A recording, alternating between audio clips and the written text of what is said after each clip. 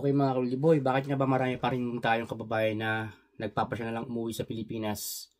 Kaya isa lang yung dahilan kasi karamihan ng mga kababayan natin na hindi na nare-renew yung work permit, wala silang ibang option mga Kaluliboy kundi mag-decide na umuwi na lang muna. Pero hindi nangangahulugan na kapag umuwi sila is hindi na sila magkakaroon ng chance na makapagtrabaho libaon to Canada. Syempre, kumbaga parang reset lang muna to. Kasi nga dahil mayroong tinatawag na paghihigpit.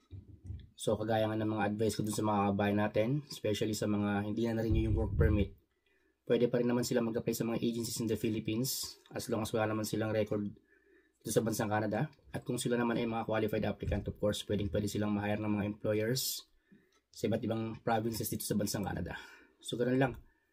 International students, karamihan dito yung mga kababayan natin na may mga tourist visa status, and yung may mga naka-under work permit, yung mga lock na work permit mga kabayan na specific employer lamang yung pinapasukan nila.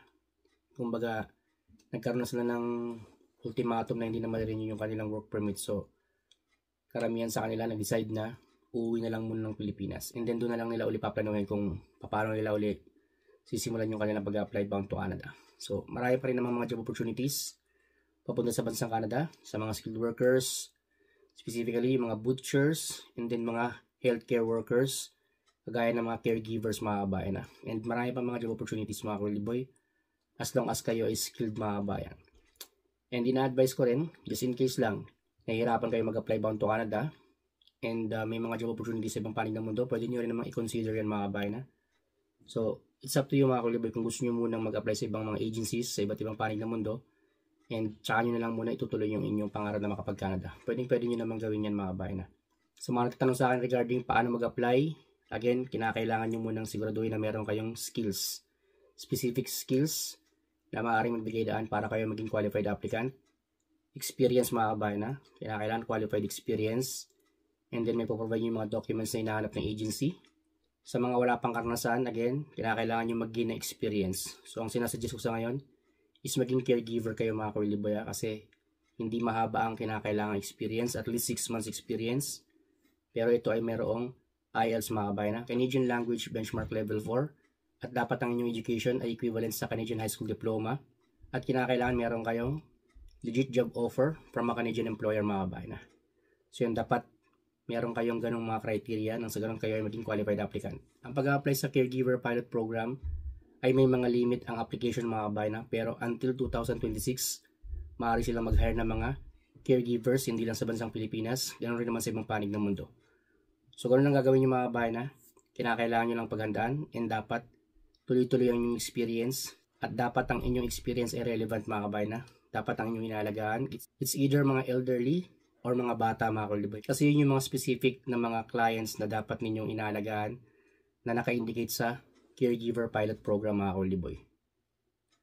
So yun, I hope nakatulong sa inyo information, and i-consider nyo rin na mag-apply sa programa ng bansang Canada.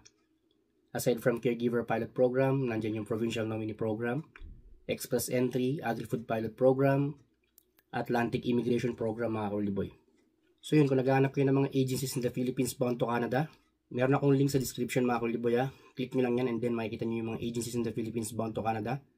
Maaari nyo tignan kung meron silang mga job opportunities na pasok sa inyong skills mga Kaluliboy. And then kinakailangan nyo lamang i-provide yung mga documents na hinahanap nila, and make sure na pasok kayo sa experience na kinakailangan ng mga nasabing agency. So yun, I hope nakatulong sa inyo information mga Kaluliboy. Yung mga nangyayaring paghihigpit ngayon dito sa Canada is hindi na yan bago mga Kaluliboy. Halos taon-taon nagkakaroon ng mga bagong policy. Ang kinakailangan nyo lang gawin, just in case na nangangarap kayo makapag-Canada, is kinakailangan maging qualified applicant kayo mga Kaluliboy. Hindi naman sila nagsasabi na bawal na mag-apply. As long as meron pa rin mga job opportunities, kinakailangan nyo lamang magpatuloy mga Kaluliboy. So ganoon lang.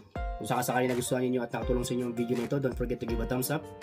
At kung bago pa lang kayo sa aking channel, don't forget to subscribe and click mo notification bell para lagi kayong updated sa mga bagong job opportunities, Boy FW, na aking na-upload. Kung meron kayong katanungan, lapag nyo lang dyan sa ating comment section, and pakishare rin ng video na ito para makarating natin sa iba natin mga kabayan.